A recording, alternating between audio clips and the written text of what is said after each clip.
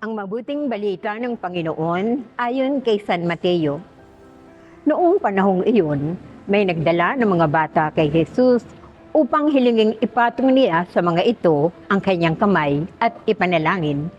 Ngunit pinagwikaan sila ng mga alagad.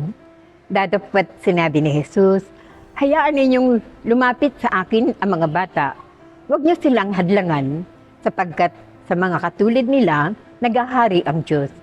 Ipinatong niya sa kanila ang kanyang mga kamay, saka umalis.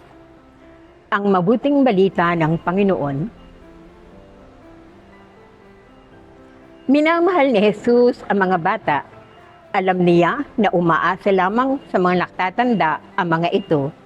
Katulad ko, noong ako ay bata pa, kung ano ang sasabihin o iniuutos sa akin ay agad kong sinusunod, sapagkat alam ko na para sa aking kabutihan ang kanilang sinasabi. Una kong natutunan ay ang pagmamahal sa Diyos. Nagsisimba kami tuwing linggo at pistang pangiling. 5 taon pa lamang ako noon, nakita ko rin ang respeto at pagmamahala ng aming buong pamilya.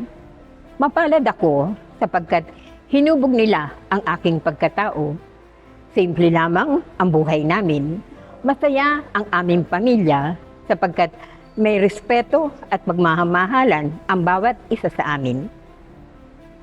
Manalangin po tayo. Panginoon, salamat po at binigyan niyo ako ng pamilya na nagturo sa akin ng tamang pag-uugali. Sila ang gumabay sa akin mula sa aking pagkabata upang makilala kita ng lubusan. Ingatan mo po kaming buong pamilya upang patuloy kaming makapaglingkod sa iyo at maisabuhay ang iyong mga salita.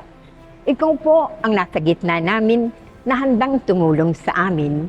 Huwag po ninyo kaming pababayaan. Ikaw lamang ang aming pag-asa sa lahat ng oras. Wala kaming magagawa kung wala ka, Panginoon. Amen.